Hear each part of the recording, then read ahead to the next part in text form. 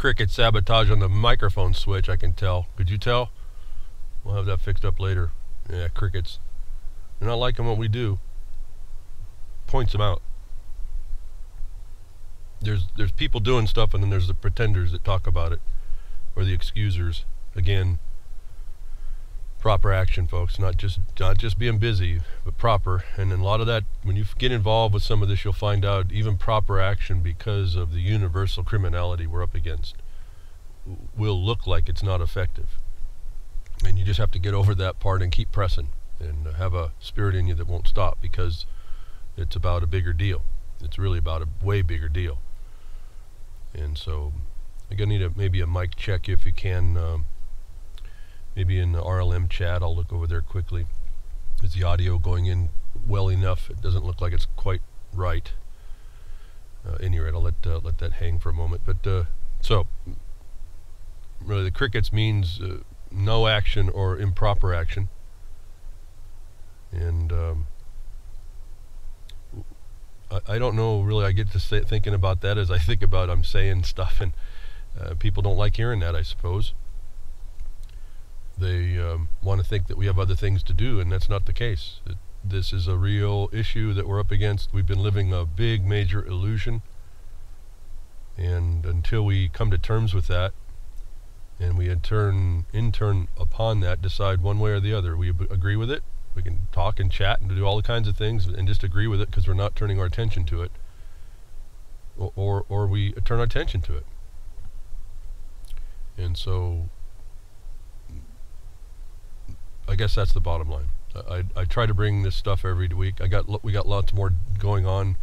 As soon as we get a better response than the silence by the system for what we do, I'll be bringing it in and showing it. So I can just tell you, thank you very much, chat room, the RLM chat, for that.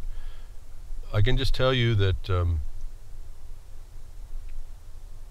you have to understand the dynamic of the organization that we're up against, and you have to look through what appears to be initial failures, and you still have to persist. And they've got these people that are occupying your life have a ton of tricks, just so many tricks. So when I tell you there's a right way to go about it, it's trying to keep you safe when you're doing it. And like I said, you make your record going in that's better than no record at all to show the problem. But there's, this is an ongoing. You'll find that the judicial system is really one of the safety valves that gets you believe that there's justice and they can deliver it. In fact, it's nothing like that. And so you think going in through the courts is really some kind of a remedy. And I told you that we learned that a long time ago that it wasn't. And so I worked and figured out how to essentially cut it out and still have a court. Remember, your complaint, the complaint you do in the remedy invokes the jurisdiction, not the judge, not the clerk, not the defendant. And so you have that much, and then you just follow the rules that are provided in order to kind of move this thing along by the rules. You're going to get a lot of resistance, or actually non-response, or worse, they just deny you the due process that's required, even the simplest due process. And that seems to be the worst of it, that you have to really pay attention to, because that's where it's kind of like they get their last little bit on you, because they can stick you through, well, in this last case that we're kind of working through really importantly is, I've been able to now set the record to show what's going on in the courts is money laundering, and it's really wash, rinse, and repeat. They get you into a certain cycle, or if they can get you into that cycle, you get wash, rinse, repeat, and they're continually laundering money. And the way that works is that they take the money illegally underneath the color of an authority that they're doing something else, and then another judge or a second judge or even the same judge comes in the subsequent and takes it back away, and they put it through the system like it's legitimately taken. And so here you've got to, I guess, again, not being in the system, if you haven't never tried to fight a traffic ticket, this is why I say traffic tickets are fun, because in a way you're going to get those things anyway. You might as well get experience on how to address it, how to address that system that won't accept the rules as they're written either. You got to see all this. Those of you that don't want to see it, I don't know what to say. Those of you that think you can get away with not doing it, you'll just pay your fines and fees or pay your taxes and we'll get along. That's the other problem. Well, you got a ring in your nose. And you can talk about how free you are and how all this stuff is, and you can kind of be on thinking you're on the right side of the problem, but in fact you're not. And I don't like talking to that way, because it seems a lot of people get offended about what that truth actually is. Because the bottom line is, it doesn't really matter what I'm saying, whether how you're offended. The bottom line is, if it becomes an excuse against what oppresses you, you're oppressed. No matter what you call it, no matter how you think it got there, no matter how it seems to be, how you complain about the wrong, that stuff sits there. And so it's really come down, at least for me, you just have to be what they call that squeaky wheel in the minimum. If you're not being a squeaky wheel and resisting lubrication, you're not going to really be doing much in order at least to warn the others. And that's why I call it, we're all like a prairie dogs and the eagle's on us. I mean, sometimes one guy will look up and see the shadow of the eagle, and all the prairie dogs get to run in the hole, so that day we're all saved. But one day maybe Alice is missing. We don't know why. It's because none of us were really paying attention. Oh, maybe a couple people saw it, but not in mass. And so that's where we are, the mass. And I'm not talking church. Anyway, so I'm just thinking about, I start thinking about these things and just don't understand why more people aren't stepping up incorrectly, as I told you last week, showing you right in our face, this whole Bundy thing, this whole Harney County thing, the Portland thing, the courts, right in our face. They're not bashful to stick their crime in our face, and they're getting away with it. So before we get on to that, a really important thing came on for your web. Some of you have gone and moved over into Linux, and I would think that you need to. For those of you that don't have systems that need Windows, you might really consider this. But we have a warning just came out, just breaking now. Got this off the RLM Twitter feed, and it says, warning, Linux Mint website hacked, and the ISOs have been replaced by a backdoor operating system. So those of you that are updating into Linux, or changing over operating systems, or just looking at downloading the file right now at Linux Mint website, make sure that you have to go through they're probably going to fix this, but the fact is that make sure you got your hashtag. This is where you want to go through and figure out how to do hashtag tag checks, and make sure that you're doing the right downloads regarding all these things, because again, we're vulnerable to these digital world that we can't do ourselves. It used to be really, really simple. You used to be able to do basic little things and program your own stuff, and you could know what was in it, what was around it. There wasn't too many chips involved and how they worked. And boy, that day's gone way long way. So we are vulnerable to these people, good, bad, or indifferent, to this technology. And so I just want to give you the warning. Even though Linux was touted as, and it's really a small percentage of the market, of OS users, operating system users for computers, but it's still vulnerable. And it used to have this statement that it was kind of invulnerable to hackers because there was really not much going on, but because of this XP thing and all that, and then Windows 10, people are flocking away and going into alternative operating systems, and so now it becomes more attractive. I don't know why. Well, I know why. I mean, if you're on the black side of everything, then you're going to be wanting to hack everybody because you're just a criminal at heart. So that I'm getting a report from Grimner that they've already fixed that. So those who downloaded it yesterday, folks, Linux Mint website, those yesterday, I would just say dump your operating system and start over. Go today, I guess. I would double check the hashtag anyway, and go to the Linux Mint site. Linux Mint is a pretty good distribution.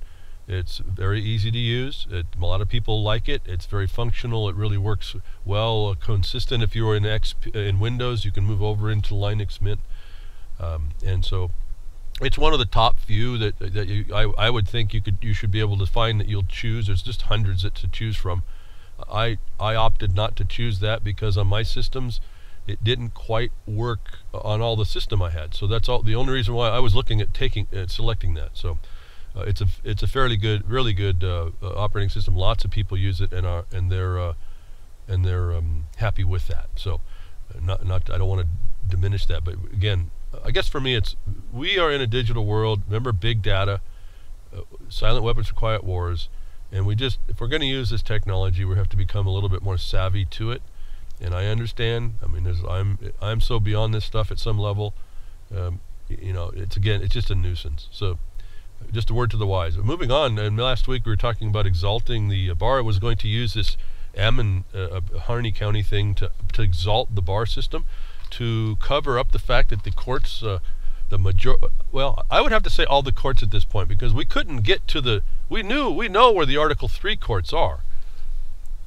Well, at least by what they at least by the statutes we know where they are, but when you go there they don't exist. And then we found out where an Article 3 court is with nationwide jurisdiction. So there's been a cover-up over the judiciary. And that's not to say if you find an Article 3 court, and please don't, boy, this is the other thing. So much I say I can see when I'm listening later or watching people respond to me. Don't believe that because you have an Article 3 court, there's justice. Let me just put it that way. That's just the front line that you get to argue that they can't give you in the first instance. Article 3 courts don't have any other body in them than another bar member. So remember that. But this is the staged battle that we're in, that we take the victories where we can get them as we're proceeding along to expose the greater harm, the greater obstruction. So last week I pointed out that I had predicted that they were going to rise up the attorneys, and they were going to exalt that system. And sure enough, it wasn't like I said, that night, 2 weeks ago, the nobility of the attorneys and how with bad clients. Folks, you're supposed to be innocent till proven guilty. How in the heck can you be a bad client? That's also a reflection on that system, not providing enough information if there is a bad or good client to be the good client. But there's a whole lot to talk about in this that I just can't reach. Well, maybe that's my choice to do so. We would talk about so little, though, that I want right now until I see more interest on any particular thing. I'm just going to hit broad spectrum as I work out other things to try and get us maybe different information.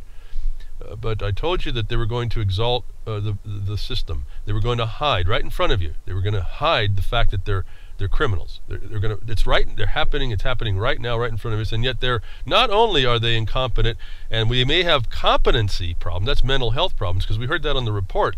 But here was not even just a day or two later, and I think this came from another listener and through a chat room somewhere, Twitter. I'm behind a Woodshed on Twitter if you wanted to kind of listen in on that. But another article comes right up after that. Remember I told you that the attorneys, they want to show you that article that says that they're changing their attitude about whether or not alcohol and mental illness was in the Bar Association. And they said, yeah, they're going to change that and say, yes, it's affecting the young. And I said, well, do you think that alcoholism, drug abuse and mental health issues end because they become old attorney members of the bar? Well, absolutely not. Here comes within a day, New York judge arrested for DUI on the way to court. What do I need to read more? I'll read a little bit. I guess I got to give context to a story. We have previously dealt with the issues of judges arrested for DUIs and how to address such cases, and they're continuing on the court. And they got a bunch of links. When you get this link in the blogcast, there are tons of links if you just want to see it. Again, proof, folks. As I told you, just bring your bag of proof, and you can apply this to every place you go, and just use this as one more thing on the heap of the carcass of the Bar Association that we just haven't either put on the pyre and fully let smoke to heaven, or actually shoved it off the continent, off where it belongs, off into the ocean, and let them swim with the fishes, folks. But here's an article. You'll get an article with all kinds of links to go watch these DUIs, these judges, to prove what I was telling you. The Bar Association will focus you on, the young attorneys are having trouble, and we're supposed to believe that it doesn't sit in the old attorneys, which are the judges. So here it is. Another of such case has arisen with the arrest of in New York of Judge Leticia Astasio. While it was a Saturday morning, police say the Astasio was on her way to work when she had an accident with another car on Interstate 490. She refused to take a breathalyzer and was arrested for DUI. That was a clue. Refused to take the breathalyzer. She did. I guarantee that's one of the ways to do it. Don't convict yourself by your own actions, especially without an attorney. You have the right to remain silent. Anything you can you say can and will be used against you. So it's even your actions get used against you. Your deeds are stronger than your words, and all that nonsense they tell us. They give us the warnings, and nobody listens. Kind of like a lot of people don't listen behind the woodshed. They got to keep being brought back behind the woodshed. You don't learn your lesson behind the woodshed, you're going to get out in the real world, and someone's going to come take you out. And I guess that's the problem. One of the other aspects about the broadcast name. Trying to, again, as I say, bring in the principles we really weren't told. We really have to pay attention to this. All this stuff is telling us we need to do this better, and we can do it better. So she was on her way to work as a judge on a Saturday, and she's a former district attorney who prosecuted drunk driving cases. So here we have again, see the nested corruption inside the crime, the organized criminals. These people need to be taken down. They need to be pushed off. It's like the miners used to do. They'd outlaw attorneys in their mining camps because because they knew what was happening. And you see now the wound that's developed over this private trade organization bringing their private law into your way of life, which was supposed to be a Republican form representative government. As I define that in the simplest terms would be that where government actually does protect life, limb, and property, like the Declaration of Independence says. But remember, it was a republic if we could keep it, and it doesn't look like we did. It doesn't even look like it started that way. And until we come to terms with that and can intelligently articulate it to ourselves so that we can know it inside without a doubt, and without all this nonsense I hear about everyone can tell you all kinds of stuff, a lot of it's irrelevant anyway. But it's not. But the points are, like I say, you hear these constitutional attorneys talking about Article 1, Section 8, Clause 17, and they all miss the word ceded. I don't know why everyone's missing the word ceded. Why is that important? Because all your enabling acts and emissions acts in the Western United States say the land was ceded back to the federal government for what? Soil disposal. Yeah. So the word's there, and all these attorneys want to tell you they know better than you, and yet Ken Ivory, one of those constitutional attorneys talking about land disposal, soil disposal, says that we attorneys don't know land disposal law. He said that in a couple of it. In fact, he had amplified that in a subsequent discussion with another miner of ours. So you got to shed this thing that there's an authority outside of you, and that there's actual law outside of you, and be lawful when you're doing this. Be righteous in your action in the world, in your example. And then you have to stand against the unrighteous, if I can say it that way, without causing a bunch of people to skirmish and squirm and get all weirded out about the word righteous. So judges are attorneys too. They're bar members. It's all about a lot. Bottom line, they can say, here's the secret. They'll tell you, well, we're not an active member. It doesn't matter. They're a non-active member. They're still a member. All right? They're a member. A member of what?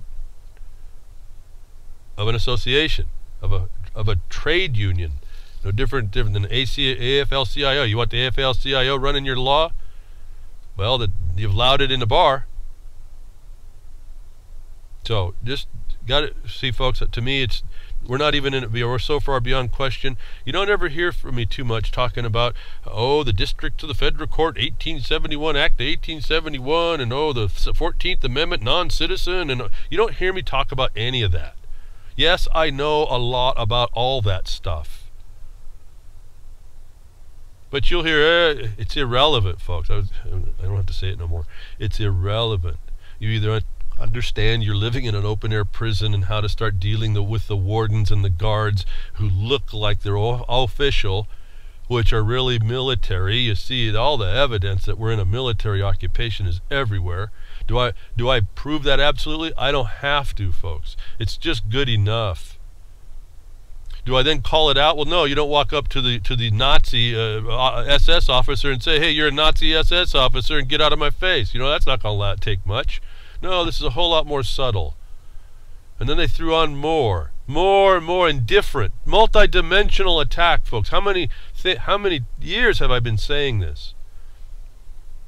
I'm feeling a little frustrated when I get to this point, but no, just understand that I'm earnest to telling you, and I'm not earnest, but yes, well, all these names and words that are the same. I want you to know. That's all that I want. I just want you to know. And I want you to think about doing something about it. You have to think about that. You can't just turn your head on this one. And I say, well, you could. That's the problem with our language is so inefficient. It has to have been worked out that they dumbed us all down this way. At any rate, in earnest, not being earnest, and not easily, Vince. Yes, there it is. Shout out. Thank you for your help, Vince Easley.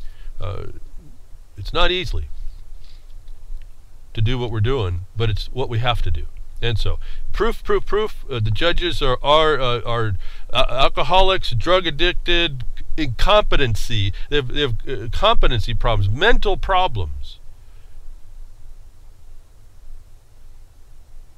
So this is more proof, folks. Like this, I don't know what to tell you. When you're dealing with these people, it's organized criminals, and they're mentally defective as well, and they are probably underneath some alcohol.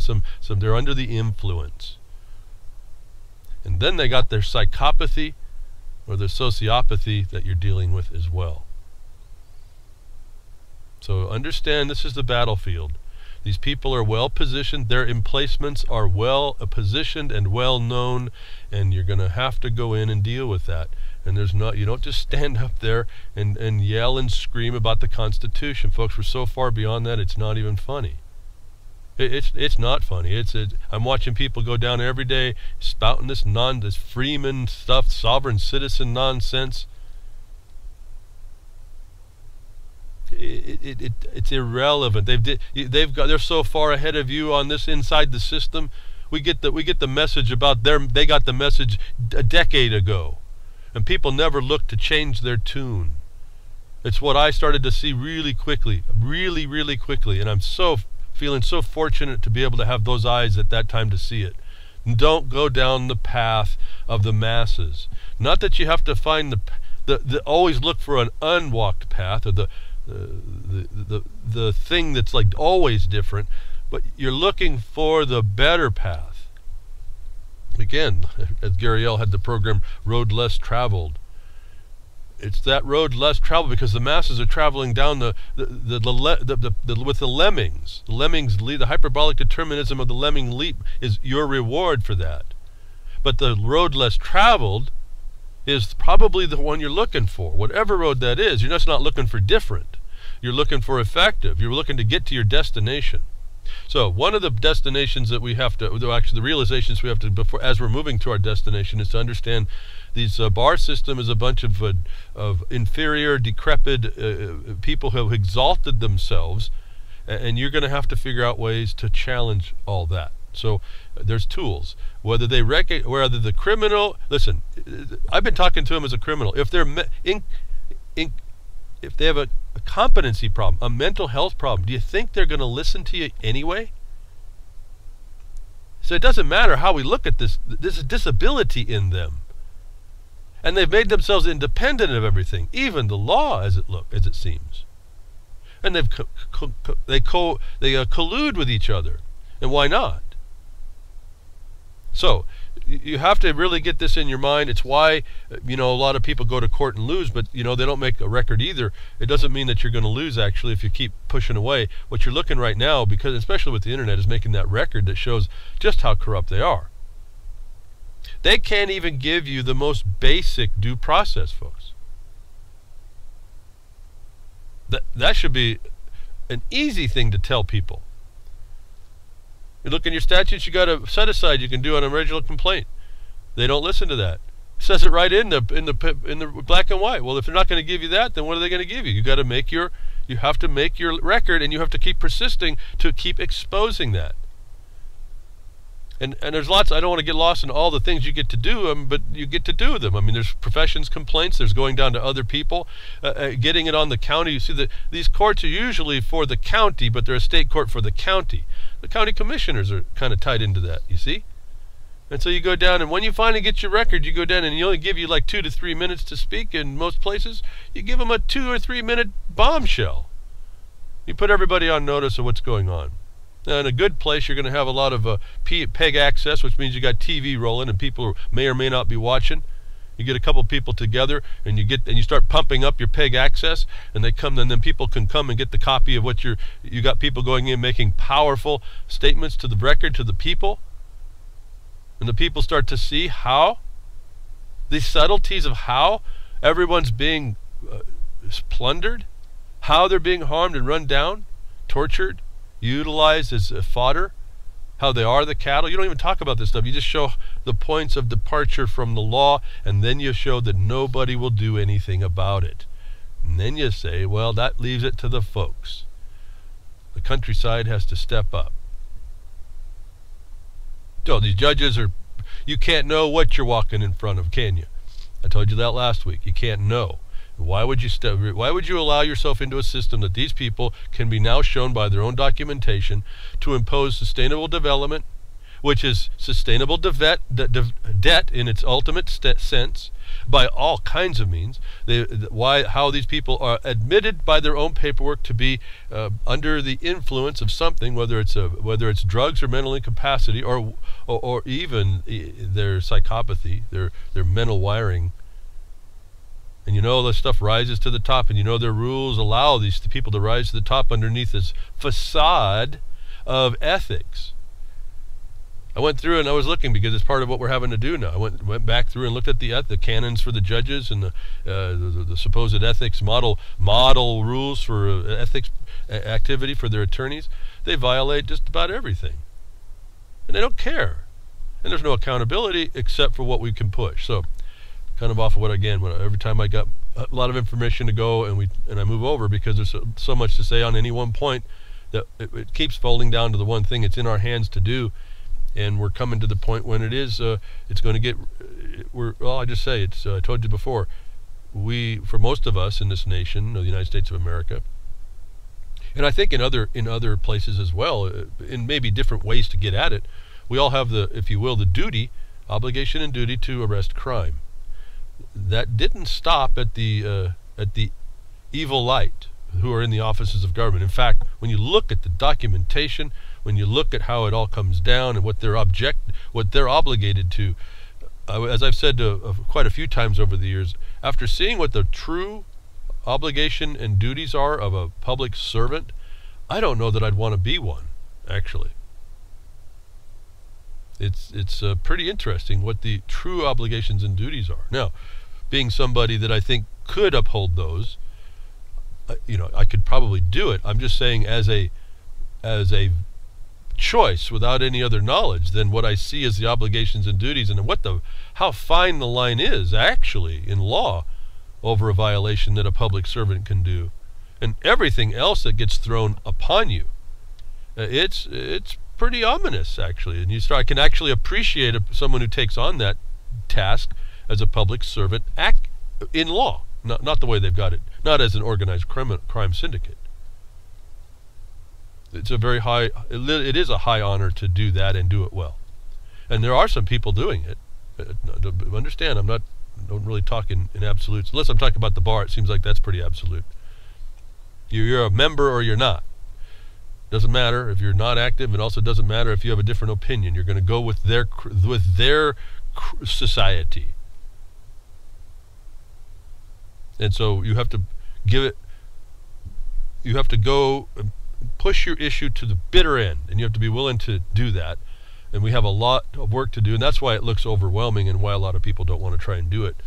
And that's why I say, just find even the smallest wrong you need to make right, even if it's in a traffic ticket, and learn how this system is beating you down, and learn how to get back in their face. And so the system has, as I was saying, the system has a bunch of tricks. And there's a lot of people that are planning and scheming and scamming in the government to do whatever they think they're doing to get you. And they think that they're doing the good thing. And so I want to jump back over to the Harney County thing and what happened there in Cliven Bundy, and how Cliven Bundy went up to Portland and they arrested him there. At that point, I realized, I said, well, that was, whether or not that was a plan or just serendipity for the FBI to pick him up. They then held him, and they were going to charge him for some of that action back down in 2014. But I looked at that and I said, well, if they have him and they have his sons, they certainly have that Nevada ranch probably under control. And I was surprised actually. We haven't heard yet that they're actually moving on the ranch and taking the cattle off, because there's really nobody there to protect it now. And so this was truly a tactical blunder on all of this. As I was, again, I don't have a problem with what they did at Harney if they would have set the record up, but to have every family member now put in jail and now underneath the control of the federal government, who are criminals themselves, and under an agenda we can identify which is criminal, it's treasonous, it's beyond that, it's just I don't know how high this evil is, it's just evil what's happening, and we can identify it, we can show the method, all that. That Cliven Bundy and 4 others now face indictments in Nevada. There was a 51-page indictment that was written, and this guy Pete Santilli, also the press so-called, he's also on this new one. And so for everybody that was saying, and it could still be that he's not, everyone was saying that he's an FBI agent, maybe they're going to eat one of their own if that's the case, because this guy's not getting away for being, at least ostensibly, a press. And so the call's going out by everyone not everybody, but a lot of people in the press, that they're attacking the First Amendment. Well, it's beyond, forget your Constitution. You're dealing with criminals. No one's attacking these things. He was in Cliven Bundy, and now a 51-page indictment, 16 felonies, 1 count of conspiring to commit an offense against the United States, 1 count of conspiring to impede and injure a federal officer, 4 counts of carrying a firearm in a crime of violence, 2 counts of assault on a federal officer, 2 counts of threatening a federal law enforcement officer, 3 counts of obstructing justice, 2 counts of interfering with interstate commerce by extortion, and 1 count of interstate travel in aid of extortion. Those are all commerce crimes. Why they use the term firearm and not handgun. So they're using a tax code definition. I think it's 26 USC 861 maybe, and then there's another definition that expands and names all these types of firearms that they could be, but the 861 says this is a tax firearm. It's a taxable unit. It's not your private property. So all these things are being put on these people. I think I got the the indictment's available for you to read. It reads a lot different, it seems, not a lot different in that it gives them more power. It reads different, certainly, than the first indictment, which I found no causation, no facts. I didn't really have time to pour through 51 pages. I didn't see a ton of actual information that would allow for me to identify the causation. The point is that the federal government now dumped on these guys another indictment in another place. I said, so that's why are they moving everybody to Portland? And why did they hold them? Was because this indictment was coming. And I'm going to suggest to you that this shows you that the judges knew, otherwise those people should have been released. The judges knew and were complicit with this organized criminal syndicate inside their system called criminal justice. Just us is what it is. And they were holding them not for good reasons, for fabricated reasons, to be able to have the FBI make this indictment so they can hold them even harder, longer, in more places now. And now they've got them locked down. They can't go defend the ranch, so to speak. The ranch is indefensible now, for the most part. And so this was laid out pretty good, even serendipitously for the government. It worked out pretty good. And now they have these people locked down, and their lives will be, they're in the rendering machine now. And everyone believes that the indictment before a United States District Court, United States District Court, USDC Court, Title I, Title IV Court is Article 3, and it's not. It's an other than Article 3 court, whatever the court is. And yet the indictment goes there, and these attorneys, the nobility of the attorneys don't call that out. This is a setup for a takedown. I saw it. That's what my problem was the whole time. Not what they're doing. It's how they're going about it, it seems. So it's a frustration at one level, and it's kind of feels, impotent. No, I'm not important. Impotent. I feel impotent to actually get this information out to more people. Well, I was talking last week, and we're still discussing it, trying to get a nucleus of people that know what need to be done to go out and look for more people that are in the younger set that are going to have to bring this message forward, how to do things better in the future. And I did thank you for a couple of emails that I received and wanting to help. I haven't really been able to get back to you, so I guess I have to tell you that here. I did get to some of you from last week that I didn't get to you. Actually, the more important ones that I had to actually work out help for are the pending issues that had to be dealt with were the first ones to get dealt with, and the other comments, just to comment back to you, I had to drop a couple of those, so don't be offended I didn't yet respond that'll be coming as well. But so this is, to me, I can see pretty clearly myself. I see this pretty clearly, what they're after. It's the plan to advance the agenda. The attorneys are doing it. The bar members are the judges.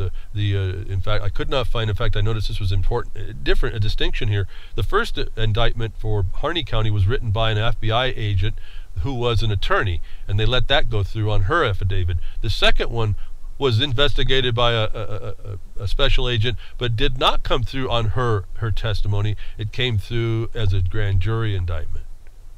And this is a whole other violation that goes on against people. So a lot to watch out for, a lot to know. This is how they do it. For me, this was all, watch the dynamic of these ranchers. I want to point out something here.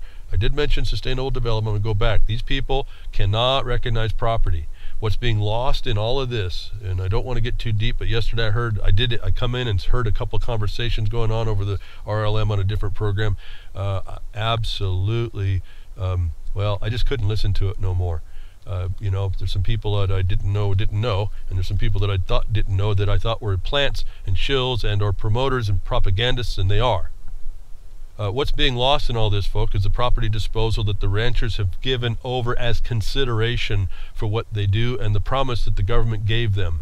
You're looking at fiduciary breaches as trust breaches. These are not crimes. This is the fiduciary, the grantor, the holder of the property in trust, attacking the beneficiary. And they're doing it through the imposition of colorable crimes. This is way more than crime, what's going on. Remember Obama said, you don't trust the government. Folks, that word trust is so scaled across the face of this country. It's astonishing we don't talk about it more. Everything the government does as an employee, agent, whatever does, is a trust action. Remember the public trust? In fact, this is what's spoken about in the ethics rules for the bar. You got to keep that. You got to keep the public trust. It doesn't mean that they're going to keep it. It just means you got to keep it in the perceiver.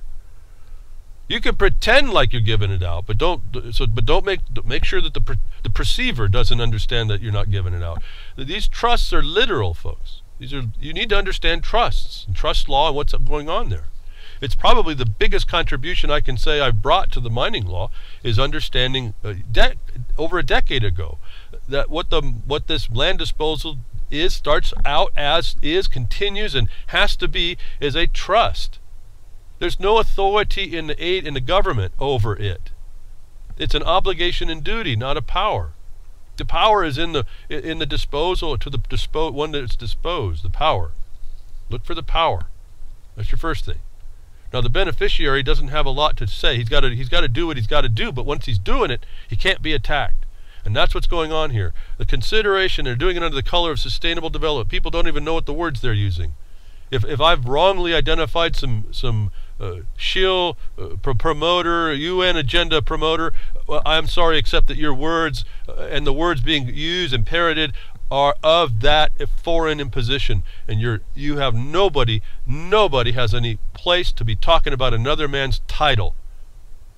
You don't have the right to impose your belief. You have right to the public land when some other man has title to what he has title to diminish that or determine whether or not there's proper fees paid.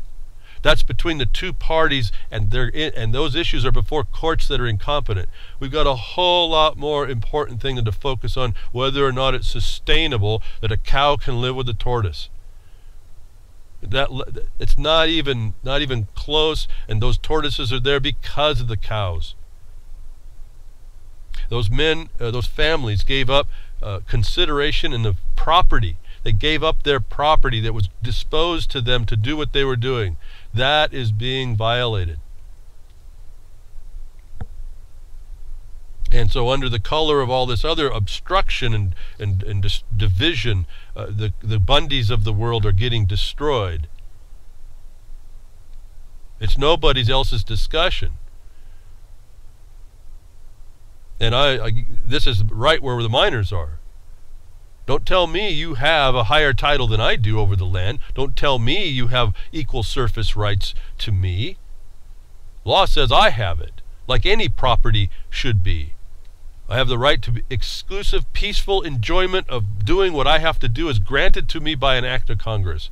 So did the people doing grazing land. It's a slightly different law. Yes, there might be other multiple uses, but you don't disregard and put underneath the title of sustainability his property and consideration that's being violated. It is a breach of the trust and a breach of a contract. And you need to be listening for this, and you need to denounce everyone who embraces this nonsense. It's what's defeating us. And these are supposed to be people that are journalists. They don't have a clue what they're talking about. So I say, folks, I kind of move. We don't talk alternative media. I really never understood that. I do a Twitter. I put beyond. We're behind the woodshed. We're beyond media. All y'all can be all what you are. We're beyond media here. Understand that you're in the principles of your life, of how your life is supposed to work underneath law, not as the adulteration goes, but as it was supposed to be given to us in this country, different than anywhere else in the world. I've told you this before. I didn't make that up. I was told that. What was I told that by? Hernando de Soto. He was out of Peru. He got trained in Geneva. He's an economist. He's a bean counter man. And he did the analysis of why the West, all of the West, didn't even match the United States. And it rolled down to simply the fact of property. The records that are kept, why they're so important, the laws that help protect those, and the just courts. Not what we have now, not the Bar Association occupation, but the just courts.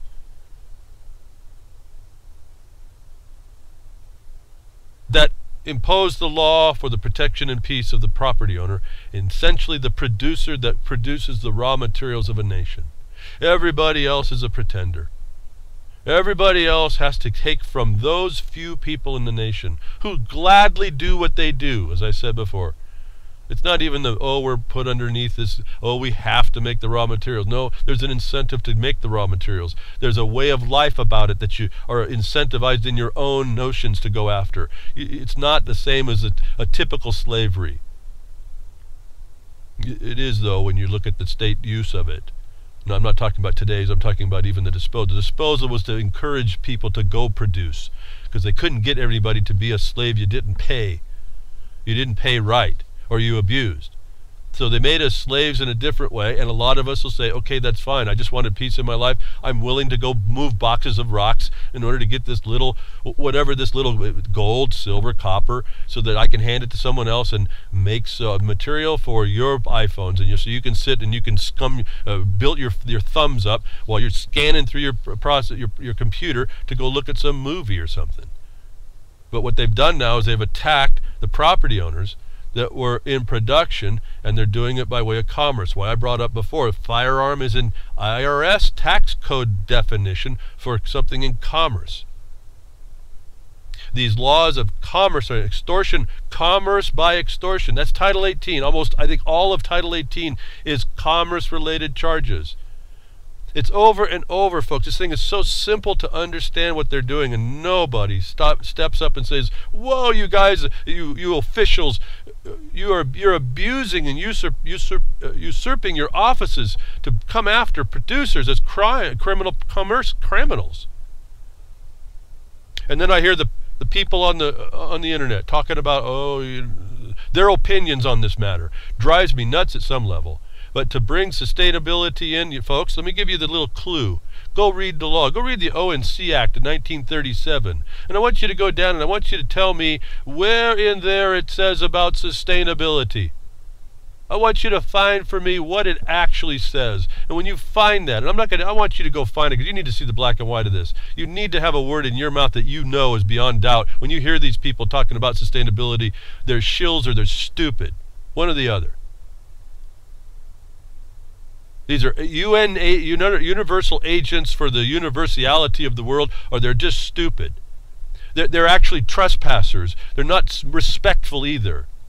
I don't put any judgment. They can decide that when they tell us whether or not they did it just by parroting, or whether they did some inspection and denied the fact of all this that's going on and still pushed a foreign agenda on the United States. That's why I keep telling you, Hernando de Soto said this is a foreign thing that has to come in order to take down the United States and make its system of records and laws defunct. And the bar was right there to do that, weren't they?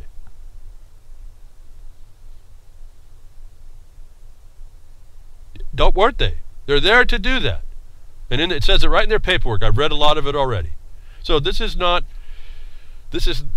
hard to figure out, but you have to have a set principle in your mind over this, and it can't be these opinions that I'm hearing. You really have to slow down on another man or woman's property. If we don't start respecting that, we can't respect ourselves as the property to protect in our own. As I tell you, we have this importance about protecting borders, the border even of ourselves against others. So the government's going after the Bundys. They corralled them up and got them in Portland. They're bringing everybody up there. Then all of a sudden now we get this 51-page indictment, including Pete Santilli. And I'm going to hold out really more that everybody's innocent until proven guilty, to show you again how violent this system is. They're innocent until proven guilty, and they're still held up in a cage.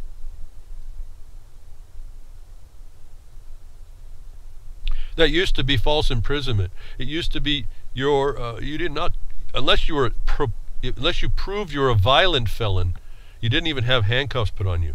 How far are we away from that day, folks? And who did that was the Bar Association's court decisions to change that over time. So now all I have to do is, I feared for my life, I feared for my safety, and now you're a felon. You're deemed a dangerous felon on everything. Why did we allow that? Why are we allowing that, folks? This has to be torn. This has to be torn us under. This has to be changed, well, you're going to be seeing what's happening. I've talked to you about it. You know it. And it's all going to be because we weren't doing enough to really get to the point of we the people controlling it. Right down to where we sit, everywhere, folks. Let's respect ourselves that much. Let's not hand ourselves over to the occupying force that's completely mentally deficient, subject to drug abuse, and psychological disorder like psychopathy and sociopathy.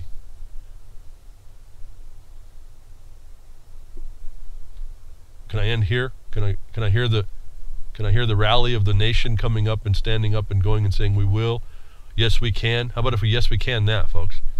Obama said if you can't trust the government, we're having a problem. I told you we have a problem, folks. How long ago did I call that out? He said, if you have a problem with trust with the government, if you can't trust the government, we have a problem. They know, folks. It's trust. It's confidence. That's the currency. It's the currency they keep controlled in you. As you keep chatting in a room, or go keep talking, or don't really do much outside and complain more without actually addressing the wrong that you need to make right. In whatever small capacity you're able to do, that much is what you need to do. And I think with the internet, you can actually find people to magnify your action. So then what comes? Okay, so they get Cliven up there. They arrest him. I'm thinking, wow, they got all the boys. There's no one to protect the ranches. And so I was kind of thinking that they'd be moving on him. And I heard there might be. I haven't heard any proof yet. I don't really research too much more. Well, then another thing pops up. Remember I told you that our lawsuit exposed the soft underbelly of the criminals. That I told you, that's what gives me my information, at least tells me if I was going to try and denounce that which exposed me, I'm going to want to bring out certain things in certain ways to cover up that problem again. So what I found very interesting is that this one lady who was involved, who was supposedly, I guess, the information agent inside the militia, the so-called Oregon militant occupation, what was her name? Shauna Cox. She comes out, and I find that interesting because that ties into the guy Cox up there in Alaska. I don't remember his name. He's been pulled up as some, they did some thing up there, so he's been, he's some terrorist up there. So these names are real consistent. Also, the innuendo of the name is sitting there to work on our mind as well. More of a lurid condition. Oregon militant, she now comes out and accuses the feds of committing works of the devil in a $666 billion lawsuit. Now, that made a lot of news for a while, so you need to know about this, because here's what I started looking at. I've got the links for this case. You need to kind of read through it. I think it's It's a Squibd account. I don't have that, so I can't download any of that stuff. I don't get all the accounts to get this. So I couldn't download. I can read it. I'll send you the link when you get done. But here's what the point is. If you read that, she calls it affirmative defenses in a lawsuit. Actually, in the caption, I don't understand what she's actually doing. So I realized that this was somebody told her to do this, that it was something, another patriot type thing, but it's actually fed to them. And what it occurred to me, when you read what they're talking about, although it's not accurate, they bring up everything that we sued in our lawsuit. Why would they do that? Why would she out of the blue say this? And then you look at her complaint, so-called, and she doesn't tie the Bar Association problem into her crime. In other words, she can't, in this paper, in any paper, you can't point your finger at someone else's wrongdoing to exonerate your own. You can't point out someone else's wrongdoing to exonerate your own wrongdoing. And that's what this paper tries to do. It does not connect up the bar at all with her wrongdoing. And so I found this very interesting thing that's going on in this. They're being stupid at going for $66 billion. She doesn't actually tie it together to the people that she's outing to be the problem, her problem, which is the Bar Association. It's a $66 billion with a B. It's 666,666,666,666 is what she's done. Okay, fun. But not realistic. That on its face looks like a frivolous lawsuit as well, which they're keen to with these paper terrorists. It's why you don't want to go that direction. There's just so much about this so-called lawsuit and affirmative defense paper that's wrong in its application, that exposes the subject matter of our lawsuit, that I think that we're looking at what I was telling you before. This is to make that idea ludicrous in people's mind. And her supposed lawsuit and affirmative defense, I don't know, was submitted by her attorney, if she has one, and it wasn't properly formed, and it had no proper connection, and it wasn't properly placed within the case. She allowed the case by not challenging the jurisdiction of the court and then going after the bar. See, they did it wrong. I can watch how it's supposed to be done. And then the judge comes in and dismisses it. Well, it's kind of interesting. How could he do that if she's blaming the bar for her problems? Well, she can't use them to exonerate her own. She hasn't actually indicted the bar, so a bar member comes in and dismisses her claims. It's not a conflict of interest, is it? And so she's looked at, this whole thing it doesn't get anywhere. It looks like a nut. She gets to be told that she's got a tinfoil hat on it. And this is just what patriots do, so they can get around the fact that, in fact, if she'd have done it right, she would have brought the challenge by way of another, she was out, so maybe not a habeas, maybe a habeas upon the process that she did. She is under by an incompetent court and judge, but she would have challenged as a quo warranto, the competency. And once that they couldn't answer, or they did, doesn't really matter. You just want to see what the fact is. I don't really care whether they have an answer or not. We'll see what it is. Then you go after these people, and then you bring your lawsuit. So you see, this is a misapplication of something that we resolved 2.5 years ago, and I can see the determination of the reason for this is to make it sound like what we did doesn't have any merit. In fact, this was done wrong.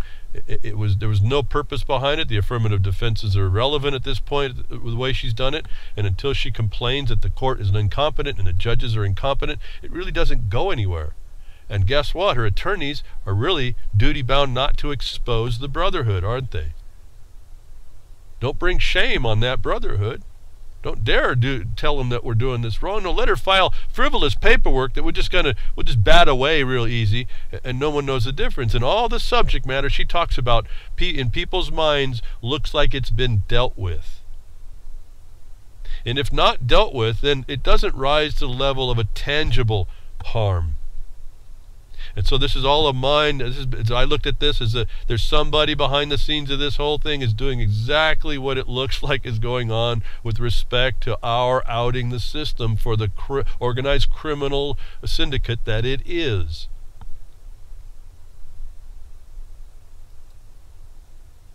Oh, understand that this is a technique.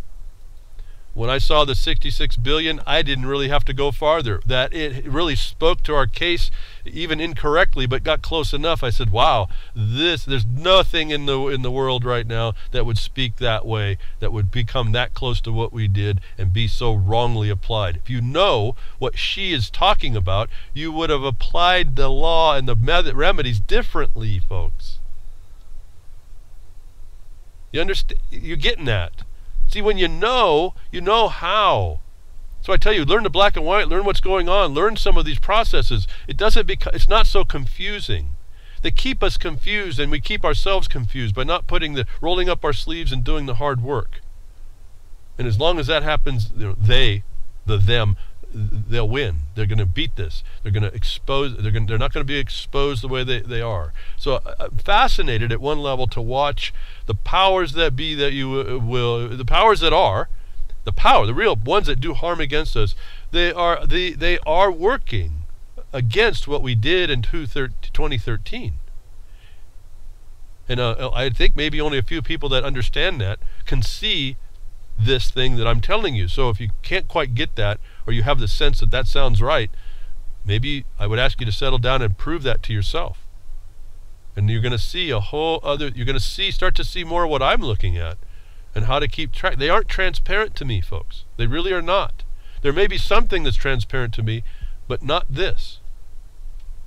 To me, this is a huge awareness for people.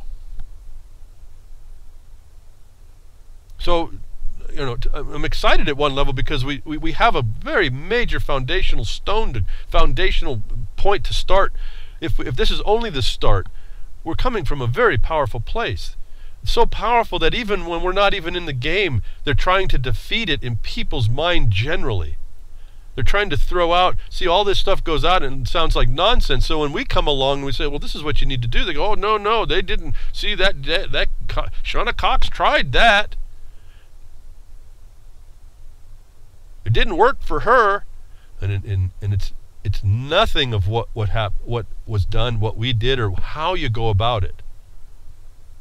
This is what I tell you about doing things right. You can watch how it's done wrong as well. And to this, if you know what's in that paper that they're talking about, she's just shotgunning this whole thing. If you know that much, why didn't you put that into proper remedy instead of doing some outlandish $666 billion lawsuit? It may be that much value, but see that just the number is outlandish. That's enough to overcome people. So when I'm saying you got to do everything really correctly, that's what we're talking about, is to not insult or not suppress the perceivers of what's going on as well when you take your action. So I'm just putting you on notice here. I'm looking at this thing. This is absolutely going after what the soft underbelly that literally we eviscerated this whole thing if we would just get more people to recognize that.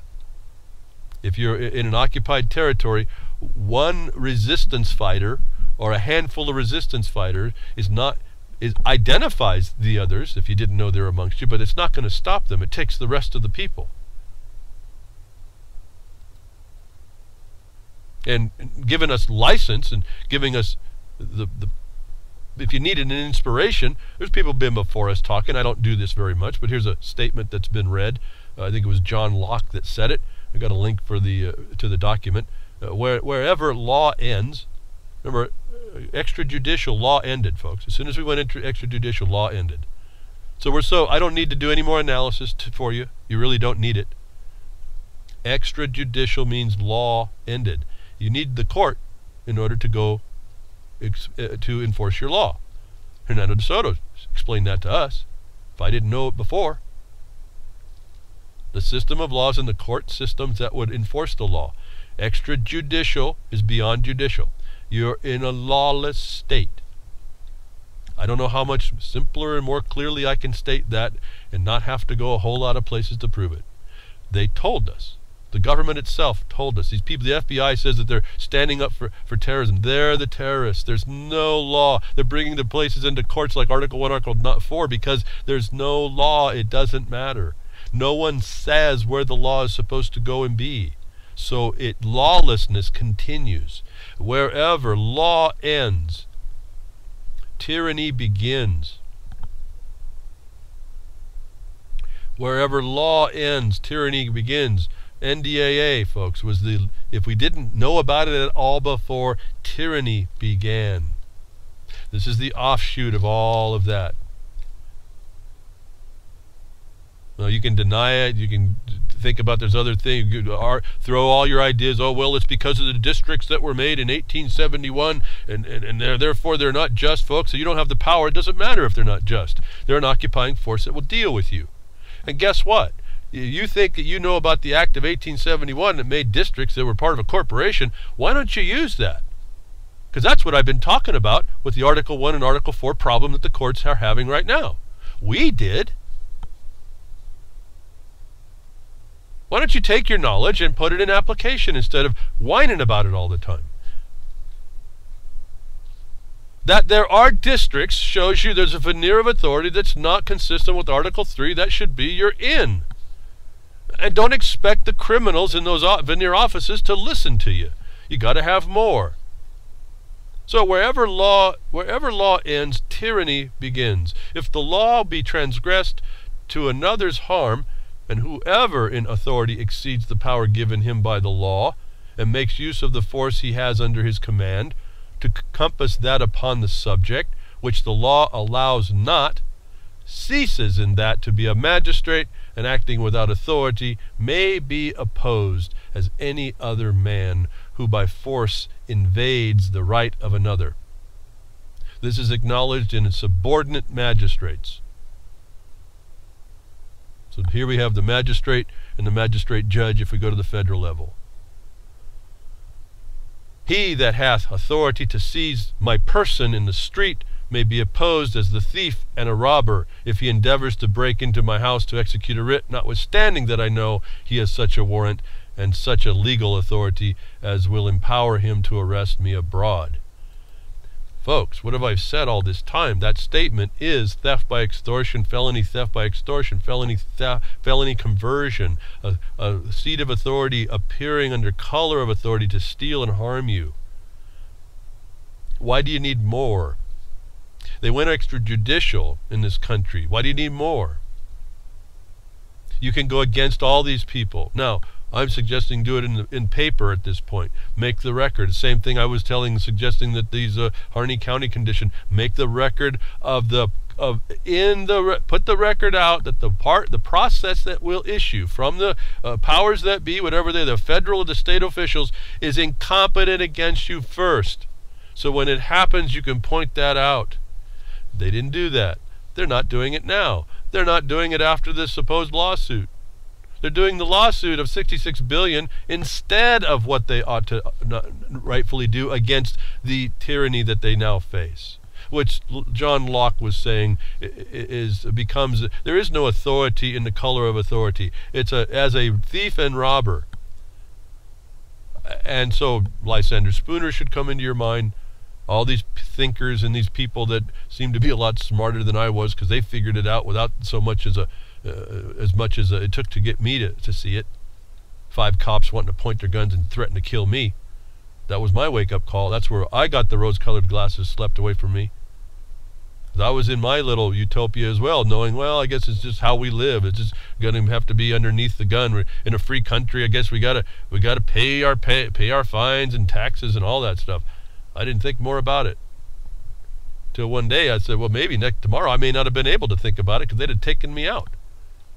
Well, what's wrong with that picture? And so, that starts my journey 30 years ago or so. That all of the time, theft by extortion under color of authority and conversion under color of authority has been stated by John Locke in section 202 of his chapter 18 of tyranny, that we have the obligation, the right and the obligation of response. We have to respond against the tyrant. The tyrant is no different than any thief or robber, and worse, I would say. And we now, if you think about this, folks, just take a moment and think about that. These are thieves and robbers. These are people that are underneath the influence of drugs and mental incapacitants. They have no capacity, even though they want to just... Their capacity is based on whether they follow the rules, and I can find that they don't. And these people are running your life. These are tyrants that we've now... Look how much we allow that in our lives, how far away from any concept of living a life that was promised by our so-called forefathers. At least the inspiration part we could see, the part that was inspiring the very first part of the preamble, and what the purpose of a lawful and legitimate government and functionaries and instrumentalities is, but to protect life, liberty, and property, that they're destroying in every one of us. And then we find how much more proof do you need to find when you find that their own people in their own their government within their society says they are consistently and continually planning to do so. That you hear people come on to the networks and talk about them implementing this very same plan under the color of being a journalist, or a color of being someone knowledgeable, or a color of someone who says they have experience better than what you do, and promotes this crime against us, shouldn't be okay with you. And I don't mean just, oh, I don't like it. I mean, okay, let's stop this. Let's stop the noise, stop the division. Let's become a cohesive force to be reckoned with. And that leads me to my next thing. I don't promote so well, but I need to get you to understand that you need to do this. No matter where you are in the United States, for sure, that's a citizen of the United States, and don't get all weirded out by that. That just means, in the context of the mining law, that means you have the right to receive property sold to you, exclusive possession against all the world. That's all this part. That status is before the one that they indentured. All these names have different connotations depending on the context. So we have a petition to sign at jeffersonminingdistrict.com, and all you're signing, all you need to do is put a name and an email. And what you're doing, and thank you to all y'all that have been doing that. I want more. I just want to flood these people with this rejection, unified rejection. Go to jeffersonminingdistrict.com, find the sign the petition. It's on the right hand side. Click the button. It takes you over to the petition page. Read through all the information, and if you would, please fill out a name, a first name, a last name, and an email, and click send now. And that thing will go out to the 8 committee members and the Jefferson Mining District for notice that you filed that you did not get consent. You did not meet with that attorney who told the committee, the Natural Resource Committee, that he talked with you and that he got your consent to represent you before the committee for purposes of making state policy. He claims that he represents you, every one of you listening to me that's a citizen of the United States that can accept the grant, and those that are out of the country that intend to be citizens of the United States can accept the grant under the Mining Law Grant Act of Congress. Your rights are being affected by this guy claiming he talked to you and he has right of representation for you. If that didn't happen, that's what this petition is. Please get over to jeffersonminingdistrict.com. Just click on over. It's pretty simple. We got a video to watch to show you where he says it. This is not made up. If you haven't heard it before, you need to hear it. It's the last 20 minutes of the video, in case it doesn't auto start there. It's the last 20 minutes. Listen with intelligence, folks, what this guy is saying. Listen how they say they throw the miners under the bus. This is the state legislature bringing in a friend of theirs to do this to us. That's you, every one of you. Whether you ever intended to mine or not, this affects you. So I'm asking, I want a ton of people to show up and just send this message. It's one little thing to do that is a organized response, unified response against this tyranny the attorneys are bringing on and the state legislature is allowing. I don't know why a couple keystrokes and some mouse clicks is too much. And please tell other people to fill it out. And a lot of people, I noticed a lot of people, I haven't seen many, I get a little, because there's a Twitter button, if someone does this, I get to see that someone punched Twitter to get it out. There's also a Facebook and Twitter button to tell your friends. If you would, please use those. I don't have Twitter, Facebook, so I can't see the response there. But so just again, this is a way to speak to these people that are acting as a force against you, who have taken representation of your life and your property and your ability and rights. Folks, if you don't understand this, this is what I tell motorcycle riders, and they still don't get it. They refuse this. This is what I don't understand about people. The same motorcycle rider that can be found by a government agent to be traveling down a place that's off-road, not on a vested highway, but off-road, who can get a ticket for that, cannot get a ticket for that if he says he's a minor. If you would just strap a pan to your bottom when you're riding around and have some indication you'd like to go mining, I mean, have the idea that it's not a complete lie that you're out there. If you find some gold, you wouldn't want to pick it up off the ground. That if you had a pan on your rig and you're going down through there and you said, I'm prospecting, they can't stop you. Is the power we're talking about being stolen by an attorney that says he represents you? And I can tell you, you'll read, if you listen very carefully and you know about the mining law, you'll hear how incompetent he is. Absolutely incompetent. But this is what they did. This is part of the system. Back in 1995, Thousand Friends of Oregon did the same thing. They stood in the legislature and in the committee and they said, we are the representatives of all the property owners in Oregon for the purposes of creating state policy. And state policy is not property rights. State policy infringes upon it. It's under state interests that they push, not your interests. And this happens everywhere. We just got this one caught. This, I'm sure, that's everywhere that people can respond to. And so, if you will, just get over to jeffersonminingdistrict.com, find the petition, go over into the page, read the information. You can watch. You can even read it just to educate yourself on how we're being destroyed at your supposed state legislatures, representing you by these same attorneys. Is how they've also made policy over years that causes what you see in Harney County. And that's outside of the coordination failure. So, where we have the right to step up for tyranny, against tyranny, I don't think it's too much and simple. We don't have to go against a judge. We don't have to go, like, physically go and attack anybody to stop them from attacking us, or stop them, beat them down or whatever. We can send a petition. I think that's a lot more, if you can say the word civil, than we've ever been able to do things in the past.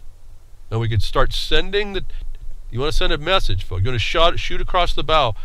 Help send that petition out. If you live in America and you're born, born here, or if you're out of the country thinking that you're coming in at some point, you intend to become a citizen here, and don't get weirded out about all these terms. It's just the way you're treated anyway. So you better step up to some status. I'm asking you to step up to a status that's protectable.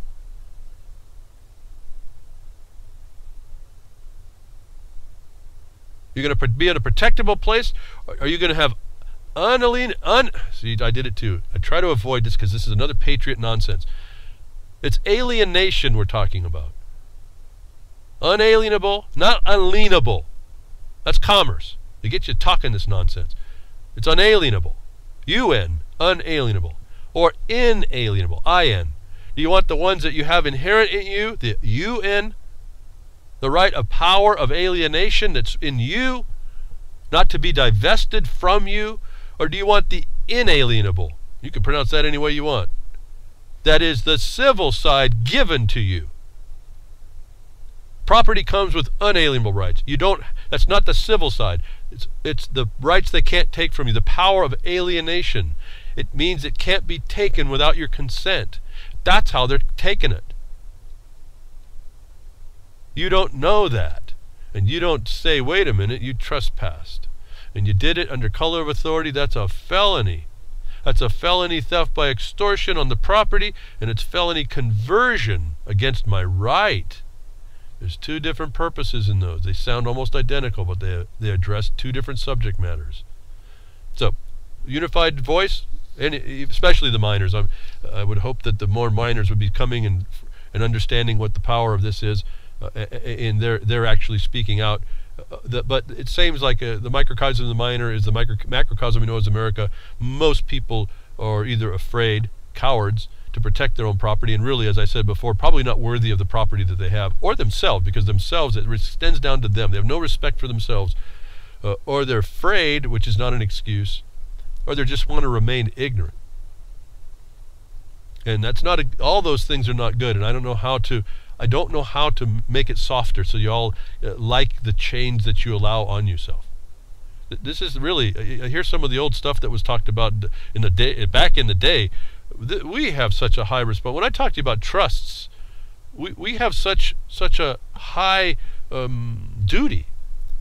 It's above even the trust that we see violated, to show you the responsibility that came with keeping that republic. So it requires an active participation. That's partly what Jefferson Mining District is about. It's not about being a membership. There's a lot of people don't understand. We're not a 501c3. We're not a state organization. It doesn't have a state charter. That's just a legal association under the state authority. Mining districts aren't that. A lot of miners don't understand any about this. They think they know, but they don't. And that's really a big distinction to be made. I'll tell you that. So there's ways to do things and there's ways to not. There's things that you're amenable to, there's things that you're not. Do you want to create yourself into a place that there's barriers against the encroachment against you that you can define objectively in black and white, or do you want to make it soft and fuzzy logic? That to me is the most important point that I've been trying to tell you to understand. Put yourself in a status, a condition that has an alternative reality to identify in black and white. A producer, a soil disposal patentee or assignee can do that. You can't do that under inalienable rights, under tenancies, under contracts, and worst of all is the application you don't understand, that you're actually applying it to you. An applique, you stick it to you. You're sticking it to yourself. So let me get the word out a little cleaner, I guess. It's unalienable. Unalienable. Unalienable. So that's the inherent power of alienation that cannot be taken from you without some official committing the felony theft by extortion or felony conversion. Inalienable is not subject to your determination, but those that have invested it in you. Inalienable. Stop the nonsense of unalienable. It has nothing to do with commerce. It's not on a lien. Not that you're not lienable. That would be inalienable, which you have no authority, because it's given to you. It's invested, like those civil rights of yours. So again, the specificity of this is paramount to keep. Well, you know, the Republic can keep it, as I just said, that it's imperative that you keep the language that you need to come from. And I haven't found yet that they can actually transgress the language. That's why I found a long time ago. This is all long old stuff, folks. I'm just kind of regurgitating myself over and over, it seems. I've said this all before, but I'm going to say it again. It's important that you keep the proper language. And I'm finding out more and more, it doesn't take a lot to talk about that as well. It doesn't take reams of discussion. I don't have to cite to lots of laws and case nonsense. You know, when you cite to case law, aren't you just agreeing that that court that was incompetent had authority to give you the guidance? So be careful on what you think you're doing with all this citable case law. And on top of the fact, I just had a friend of mine tell me, he goes, you know, that stuff that's on the internet, you can't trust any of it. I go, yeah, that's right. None of it. I've found very few case citations in all these paperwork that everyone says is the silver bullet, the answer, that they're right. You've got to go back and research the cases.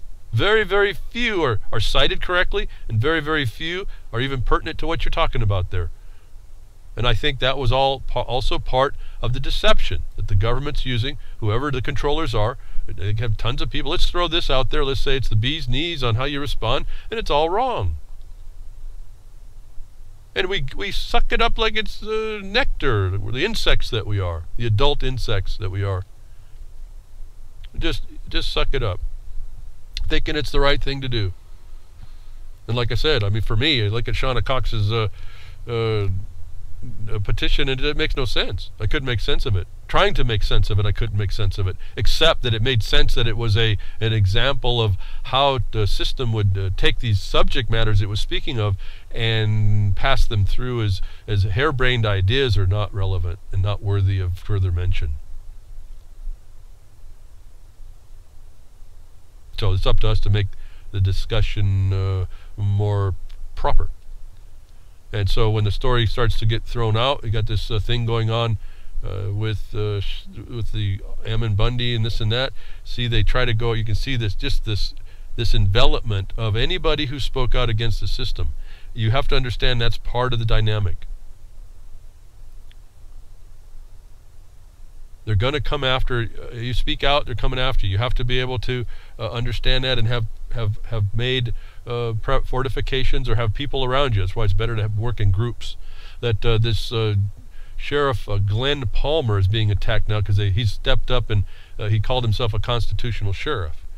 Well, that was kind of an interesting statement. They're all constitutional. Every one of them is constitutional sheriff, even the one that won't claim it. And in the state that Glenn Palmer's in Oregon, the sheriff can't be impeached, but he can be charged with crimes under the Constitution and thrown out of office.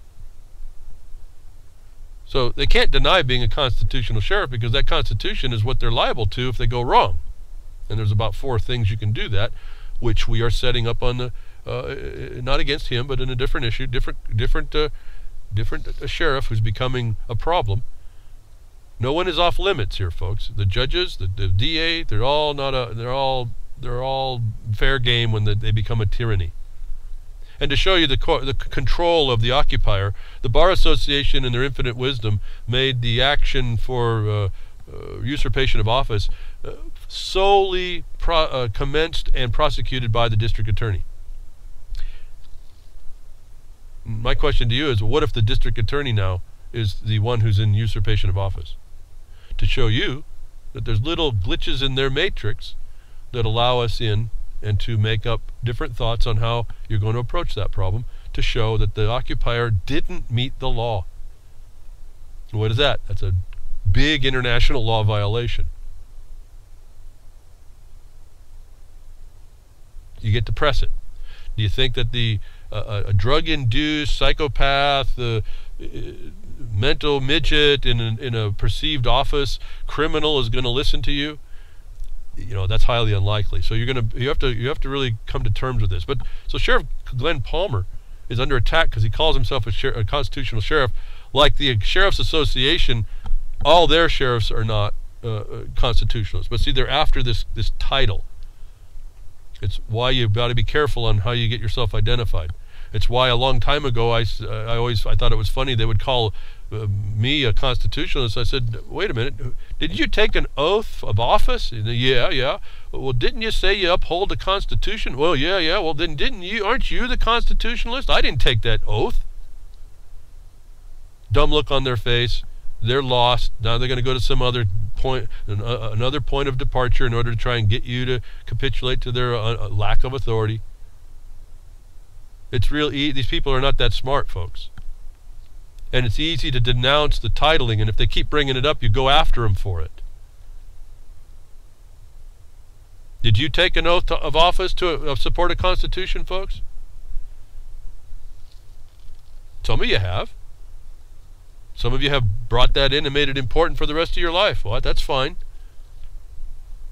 Well, I'm talking about someone that's active duty in the service. It's wearing a blue uniform instead of the camouflage browns or whatever blues, whatever the Air Force wears.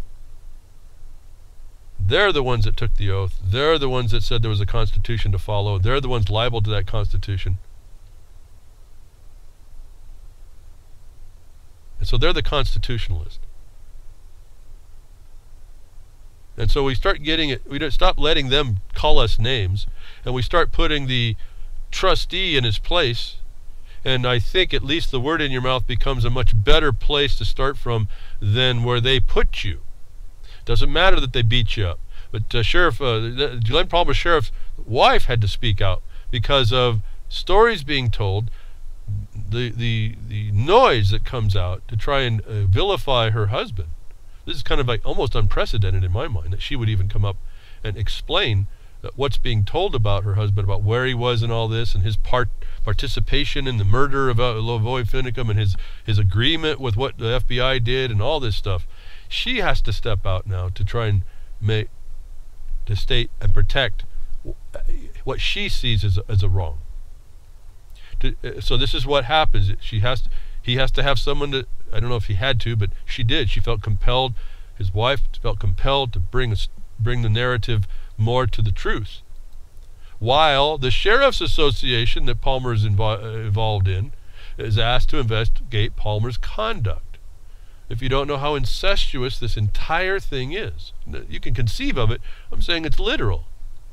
In fact, I was doing some profession standards and certifications review to do a complaint, long read. I didn't even get through most of it. I just looked for certain things I need, and then look for all the exceptions in case those are conditioned, and I move with those things.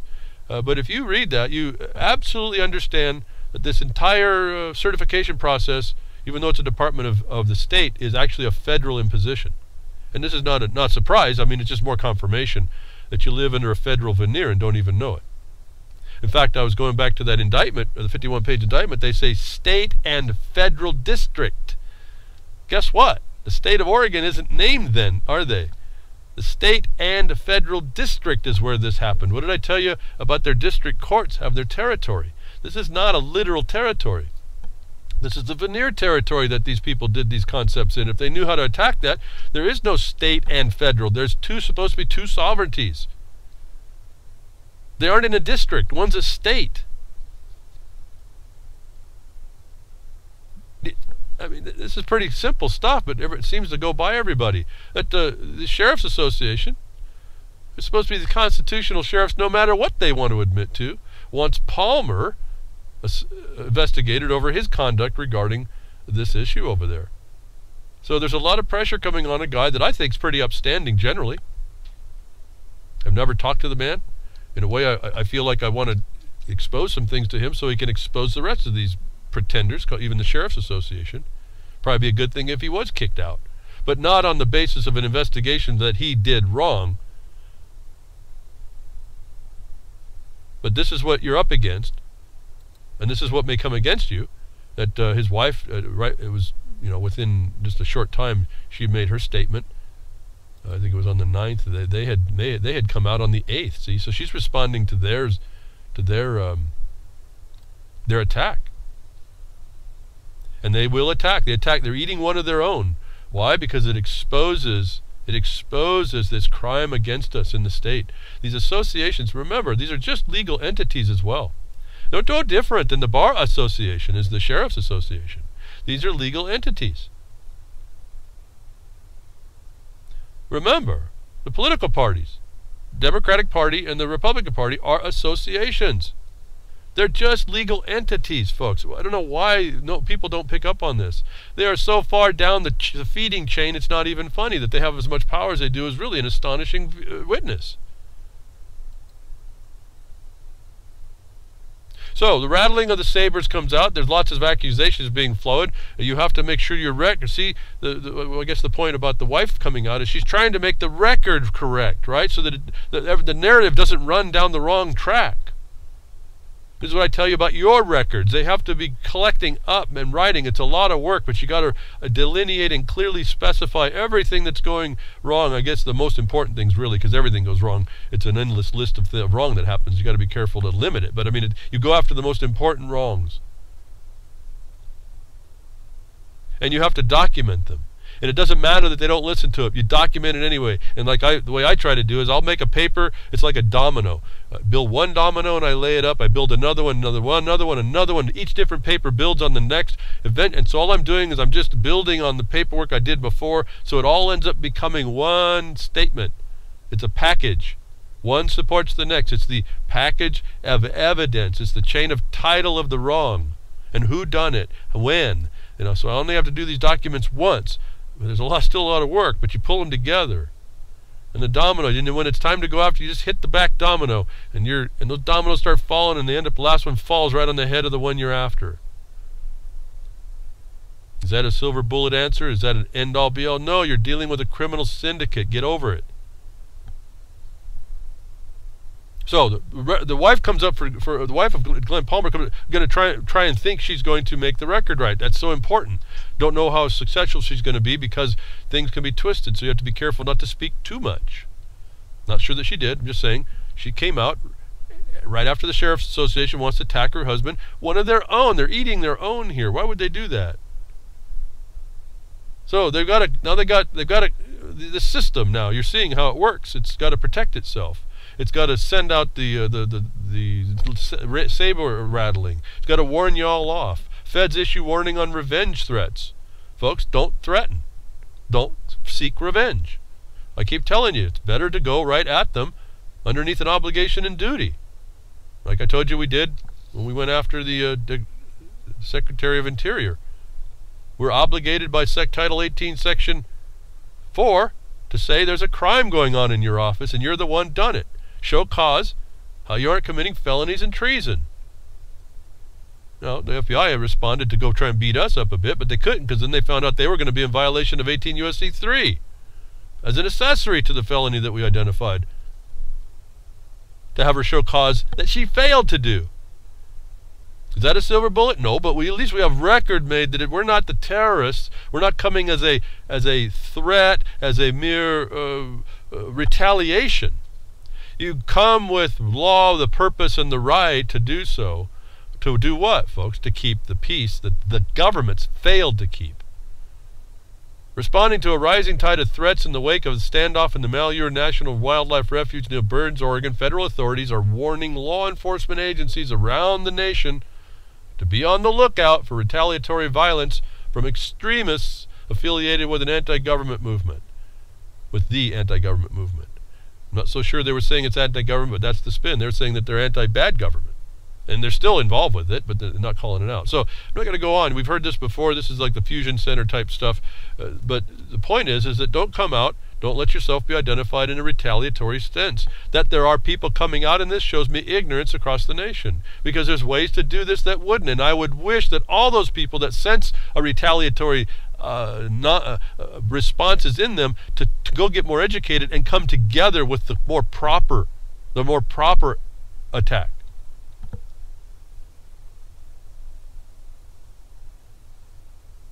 Why don't we do that? Why don't we exhaust that in us before we have to go to this retaliation? You notice they go to retaliation. That's the first thing I try to invoke in our letters when we're going to go after an official. We believe, we give the reason, we believe you're going to retaliate. Don't do that. It'll just bring on more woe. Call it out first. So what you do is you put that on the record that it can happen. So if it does, you at least predicted it and it doesn't go well for them. Don't just strike out. Get educated, get understanding what's going on, and properly respond. So anyway, the word's out. If you want to be, like we talked here last few weeks, if you want to fly the Gadsden flag and all, you're going to be part of this anti-government nonsense. It's all those that, again, they call you names because they got nothing else to call you, and they want to they keep calling you names, and you forget they're the ones that are the criminals. It's pretty simple. And so my thought is, why don't you just organize up, quit threatening and be retaliatory, and get inside what the law provides for to give you the standing to go right after them more directly without the outward threat. In other words, people that are interfering with you now become the felony themselves. Whether they want to agree with it, you still file the criminal complaint.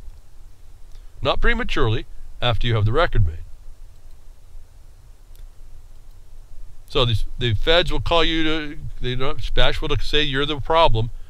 And they'll try to set up the record, and they'll tell all their own. Remember, all these people are all, the Sheriff's Association went after another sheriff. They're not excused from this felony. They're a part and parcel of it. It's a military execution of things. Don't ever forget that part. In fact, you'd well, I'll just put it this way, you'd be very, very remiss to consider otherwise. Have it part of your plan. That, again, the government wants to be registering you, identifying you, titling you, putting you in a box so that they can keep track in their big data swings and their surveillance. That I didn't report on this earlier, but I think I'm going to now, because I thought it was an interesting thing, again, where there's you see, I got something missed out, where there is a problem that people don't recognize because they don't read deep enough, and they just accept what the government authority tells them. There was this little thing way back in December that this year drones, all drones above a certain size would have to be registered. And I put it up to talk about it, but it passed. I didn't really think I got so much more to talk about that I thought was more important. Well, something came up that is, okay, I can use this to explain to you how to pay attention, and to get something in your arsenal to come back after them. That wasn't your bottom arsenal. That was just in your weaponry to address the wrong, the tyranny against you. It's not the arsenal you sit on. The Unmanned Aircraft System Registration Service is online now that you were supposed to do by the 21st for any of these aircraft, these little we used to call them model airplanes, that you were supposed to register them if they're a certain size. First of all, I mean, I don't know how they even got this rule through. So that's administratively that's cause number one. But then to make it simpler for everyone, I noticed. And so just to see how, to show you how simple it can get, regardless of what that rule is and what you want to do, and it's through Title V if you want to go after the fact that they never made the rule through comment and all that kind of neat stuff you have to get in their face. There's no threat to you there, folks. But they have a little website that you get to go to. It says Register My Drone. Well, I couldn't get in through the Register My Drone thing, but I did notice one thing. To get into the Register My Drone thing, whatever that form is, you have to create an account. And what's the problem with that? Well, the problem with that is before they can accept and they have the right to take your information, they have to have an OMB number, an Office of Management and Budget number, for the purpose of taking the information.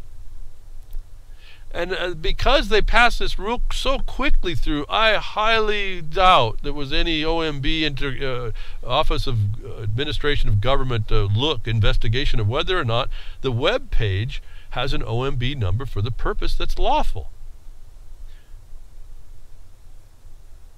That I would say, whether or not you want to get involved with the fact of being caught after without a registration number, if you want to start this ahead of time, you send a letter into the FAA and ask, what was the OMB number that you have in order to do what you've done to take the information from me from the website? In fact, show me the lawful process you went through to promulgate the rule. That's two things to start you off, folks. It's not that hard, no threat. For those of you that are interested in this, and I think anybody can be interested in this, they're now regulating airspace down to the ground, folks. This is supposed to be federal commerce. Oh, that's point number 3. So even in this little thing, it was important earlier. I thought, registration is confiscation as well. That's why you really should be important with this, because that's like your guns too. The things they call firearms aren't. And you think they are, and you got to register them in commerce, and registration's confiscation. They're doing it here for these drones. They're doing it for a whole lot more that they're not telling you about, but neither here nor there. Here's an easy way to engage an administrative side system without threat to you, to give you practice on how. You want to really get involved, at least to get in there and you can get yourself in a place where you get to have the standing to go in and join the rule, promulgate it until it's done right under Title V. How hard is that? But you get to have, again, it's even less risky than a traffic ticket. Traffic ticket you may have to pay anyway, but this thing you don't really have to pay anything. Why do you want to do it? Because they're going to charge you like $200,000 in fees or fines or whatever the heck it is. How do they do that? Because they presume you to be a commerce entity. Why are you even having to sign this then? See, they've mischaracterized your use of an airspace that seems to be outside of their jurisdiction, inside a state outside of their jurisdiction, to come in and knock on your door and tell you register yourself for our purposes, which they don't tell you and they haven't done right. The government is limited. It's up to you to make sure it stays in the box it was put in when this thing was put together. That's what these challenges do. I don't like that they are presumed to be doing the law and that we have to respond. To me, that's a trust breach, that I even have to pay attention. That's not my first question, though, at this point. How about if we just get involved to say, wait a minute, you did enough of these wrong. How about if we change that little presumption that you do right? So I can go back to doing what I'm supposed to do, and I don't have to worry about you coming in and enforcing authority under my rights and then committing felonies and felonies, whether they be by theft by extortion or felony conversion. I hope I'm not speaking too loud, too fast. I get on a roll. I'm sorry about that part, but I can't help it. It doesn't come out filtered that way. I'm not the broadcaster that way. Maybe I wish I was sometimes. But all the podcast, the Spreaker, and all those people on Spreaker, anyone listening, remember when I post it up later, the Blogcaster link is there for you to get these links. I think they're so very important. I'm not sure enough people appreciate the links, and not enough people, or maybe go and get this information. But so here, when I look at stuff. I don't know if you looked at the same thing I did. I haven't heard many people talk about this, so I'm assuming I may be looking a little different at things. But I know an OMB number is required for the taking of information, and I didn't see an OMB number on this underneath this form. It's at least a plausible question. And until they get that resolved, they really can't expect a registration from you. Think about that one. So when they send you a form and there's an OMB, look very carefully to research what the OMB is about. It may not be valid either. In fact, I've seen that a couple times with when they give you a site, when they put a big old parking sticker, a tow sticker on your stuff in the public land. It's one of those 30-day stickers. I realize that's even out of the 14-day cattle call that they do for campers from the BLM. 30 days is well over twice. So then you go look and you see what the OMB number's for. And for me, I'm sitting out in the middle of the public land. I've developed a sanctuary out there. Why did I do that? Because sanctuaries are protected under international law. You might want to look at like 7 areas of education, science, museums, sanctuaries of sorts. They're supposed to be protected. Well, so I was up in the forest for 7 years before I had to find something else. There was something else more important. I had to move on. But 7 years they couldn't get at me because they tried to put these little towing stickers on. The tow sticker had to be on, I noticed, to be usable for the company that was going to come and steal your stuff off the land.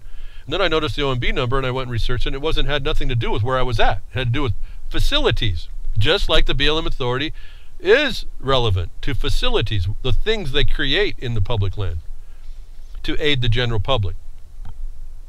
And so the sticker was not valid.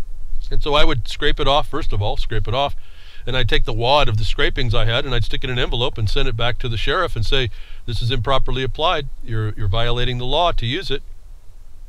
And those are the people that are calling you out to harass me. They're committing crimes. At the time, I didn't understand. Maybe I should have said you need to arrest them. The point is that looking at these forms, they have to have requirements. If you didn't think that the government is limited form of government, you're not paying attention.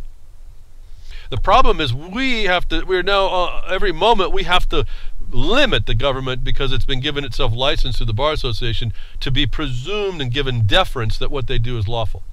It's a complete adulteration of the fact. And so I'm telling you, maybe you're hearing this for the first time. Maybe you know. If you know, we should have been moving a lot faster on checking this. If you never heard that, maybe that's something you can start focusing on. Even within the constraint of a general authority, they don't have that general of an authority, and it's up to us to figure out what that is. So they ask for more information, and you'll give it to them without looking at the law. The same thing with the 3809. You could try and do a plan of operation under 3809. Look at the OMB. It doesn't pertain to certain minerals. So why are all the miners filling it out? I don't know. Same reason why hundreds of thousands of people, 300,000 people has filled out this form or one like it for the FAA to register their drones. People would rather argue with me instead of go do the simple study to figure this out, that we really don't have that much work to do. And no different than I've told everybody that gets these notices of non-compliance. Well, it doesn't apply to you. Send that letter. Why make a big issue about this? If they don't want to agree, then they're just criminals. So, I mean, it's not that really that difficult at some level, but you have to have enough knowledge to know that's exactly what it is without doubt. As I've told quite a few people this week, you have to know this stuff so you don't have a doubt when it comes down when you're down to the nitty-gritty. You have to have no doubt in your mind that what you're moving on is substantial. And what they got is nothing. And hopefully you're not talking too much, but you're talking just enough to let them know that. These people put all these impositions, they move themselves along. People have figured out how to get inside the government and give themselves the benefit of the government largesse. A lot of that's in tax credits and all this other thing, whatever loopholes you want to talk about. So industry wants to make the most profit, and the government, the Bar Association being just another legal entity, has given themselves, it's all private law, given themselves this license to do this. That it's not unexpected why the TPP type thing was a private law coming on, been made. They're going to try and make this a treaty going through, or they'll make it soft law, make it by the rules. See, they'll promulgate rules after it if it doesn't become a treaty. Just know that they put special dispensation to industry. Why? Because it's now beyond all trust obligations that corporations actually succeed whether or not you get to. That the TPP issue is now, there was something change made, a real sneaky change, they say, and it sure was sneaky enough. It took me a little bit to kind of see it. A sneaky change into the TPP drastically extends criminal penalties. In other words, the corporations will be able to come against you. Well, we're talking about copyright material, and as subtle as this is, they changed the term paragraph in the original to subparagraph, which eliminated a protection and expanded the ability of the government and the corporations to come against you, just by the three-letter word designation added to the word paragraph. And you'll get how they did this. I'm not going to explain it behind the woodshed here on this. Just know this is what the lawyers and the corporations are doing, and it's faulty. And they did this thing. The way this goes through the process, they took the process they use, and they allowed themselves to fix what was supposed to be reviewed for correctness after the negotiations. In other words, somebody had to think ahead of time that they were going to do this.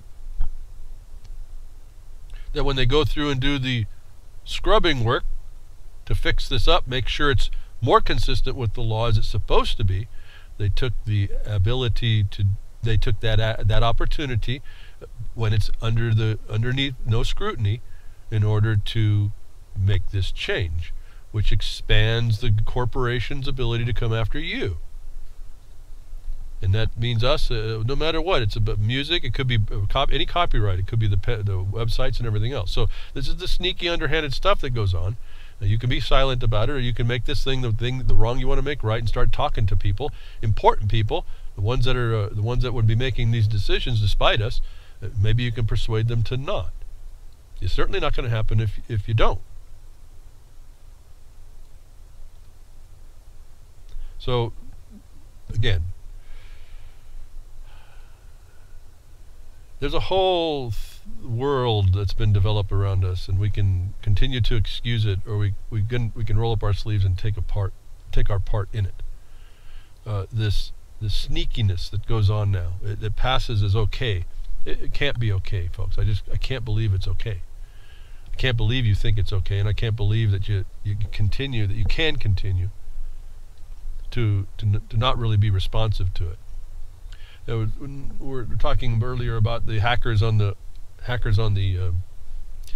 Linux Mint version here that's been apparently fixed, but then nonetheless, if you downloaded it here in the last few days and don't get it from anybody else now you better go to the original website and do the hashtag check to make sure it's the proper one. But this is all because of there's adulterations going on, and corporations are doing it, and the government being one of the biggest corporations, depending on what context you're talking about it. But there was like a promotion that went on.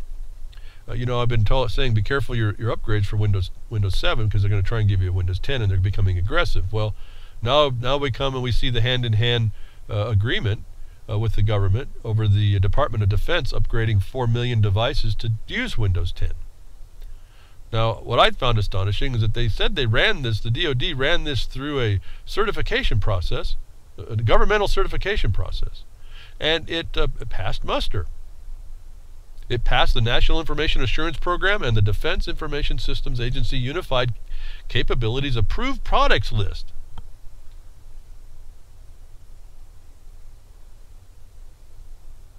It passed those, folks. This is the Department of Defense. And we already know, they've already admitted, the Windows 10 sitting back there with all their back doors looking at your stuff. Now, how did the DoD actually allow this to go through unless they agree to it? And if they agree to it, then you realize we've got quite a few problems. One, at least, is that they don't really believe in the war on terror. Not the cyber war. Not the one that they're talking to you about. It's the one that they continue to create and allow and to continue.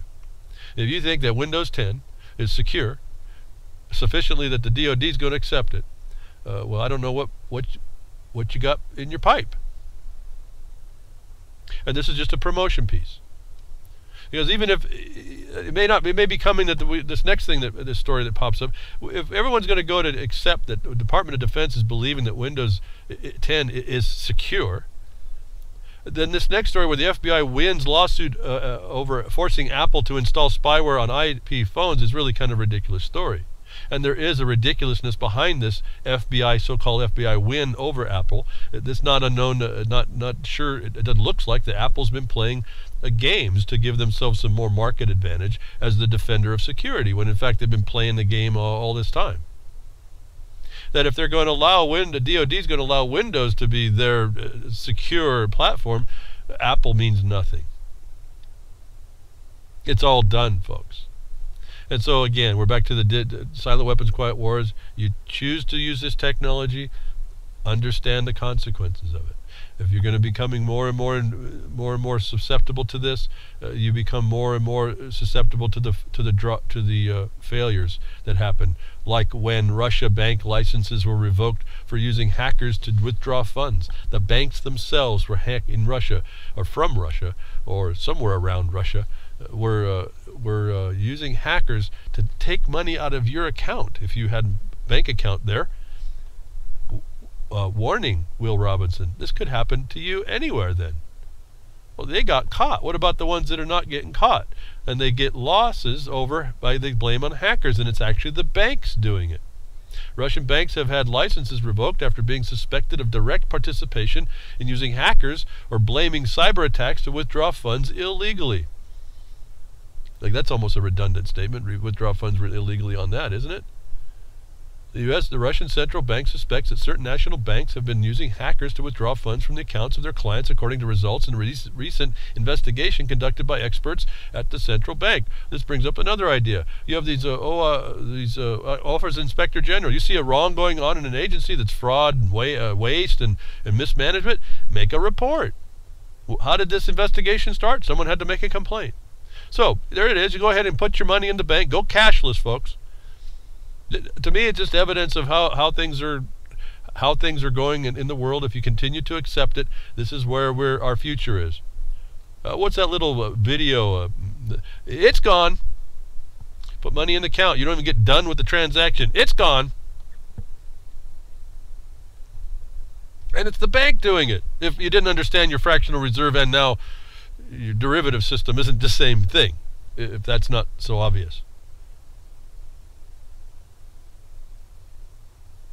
So what's to stop all this but local control, being active against it, and where this one constitutional sheriff in Glen Palmer is being attacked by the association he belongs to. I mean, that alone, I would quit that association so fast it wouldn't even make your head spin. But maybe not. But I would get out of that. I would just call them the criminals that they are. Expose that whole point. Why be part of a group of people like that? But here's another sheriff that decides to step up on some decent stories that we've heard, where the sheriff can block these things, block your federal impositions. They can block all this going on by making a statement. Sheriff Gilbertson did in Josephine County. He said, I don't want the feds here. Glenn Palmer's done the same thing. I don't want the feds here. And then he tried to work, couldn't work with them. They won't work with you. A showdown. Sheriff blocks FDA inspectors from raw milk farm. So what does that mean? I'm just going from the title. You can go get all the links, folks. There's information here for you to see how it gets done. This is another way to get local control to step up. You need to go dialogue. I don't know if I can use that word, not dialogue. You need to go talk with your local law enforcement and see where they are. See if they know that the problem is here, and see that they know that the power. Forget the constitutional sheriff. It's doing the law. It's keeping the peace. They're a constitutional sheriff. If they don't agree that they got an extension, you're not going to convince them because you can berate them about being a constitutional sheriff or not. They're all constitutional sheriffs if they're in the office. That's what the office is about. So what you do is you present the law that they're supposed to be keeping the peace with. And the law shows that they have the right to block these invasions. And you'll understand if you read the report how that happened and why the sheriff decided that. You can even contact the sheriff. Thank you very much for doing that for a producer. What were your parameters on that I can talk to my sheriff? This is things you can do. Stepping up. The war is everywhere. So I don't know what more to say. You can't just. Yes, it's easy not to say anything. That's what they prey on that. And I'm not talking a religion here, although it is.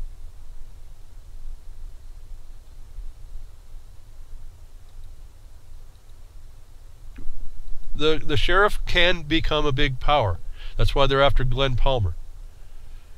Why the Sheriff Gilbertson was kicked out of office, other than the cronyism, I don't understand, because he was actually, like I told you, when he stepped up and said the feds have to move out, peace came over the land, the public land, and miners went back to work.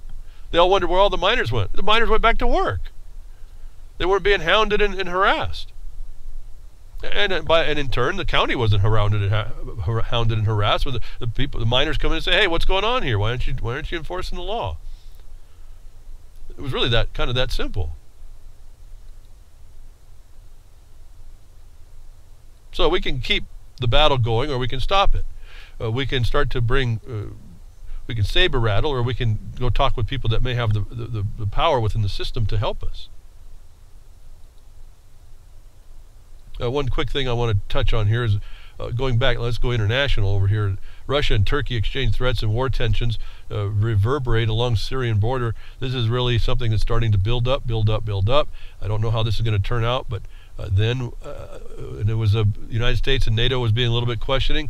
They've still got a little question, but what I was happy to hear about the saber rattling that goes on and trying to keep things the tensions down was NATO warns Turkey that it can't count on support in a conflict with Russia as tensions escalate if Turkey starts it. So what we see over there that could be building of a pretty nasty war, they're now, there's a little bit of cooler minds that if they're not absolutely saying that that's not going to happen, they're at least in a position that the warning's now going out to Turkey to stop being crazy.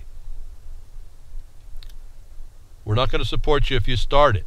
That's what Turkey is calling on, is I think that the Article 5, but that's not going to be an attack on Turkey where Turkey attacks. So NATO and the United States came out and said, no, you can't do it that way. And so I felt a little better for everybody over there about that, and I don't know what more to say than to tell you that it's really tenuous, and it's going to have a lot of reflection on the world here, what's going to happen. And remember, we're coming up to April, and the timbers seem to be shaking here, so I'm not quite sure whether that's going to happen or not, about the economics about all this. And if that happens, they're going to need a war just to get us, focus us on the wrong stuff as well. That's how it's working. Thank you for tuning in today. Appreciate the donations you've been making. And if you can spare some more, send it on over to reallibertymedia.com and the donation, all the donation buttons and PayPal to support the servers, and maybe put a little bank account going and for the server extensions, and maybe paying the electricity and all the time that Grimmer's been putting in. And then worldtruth.org, we got the Spreaker accounts, the Spreaker account that goes on, and Grammy Mary's contribution to that and to the servers at reallibertymedia.com. And thanks to you, Jules, over there at UCY, and the broadcasters. Appreciate all your help, and send the podcast out, folks. Tell people. Take care.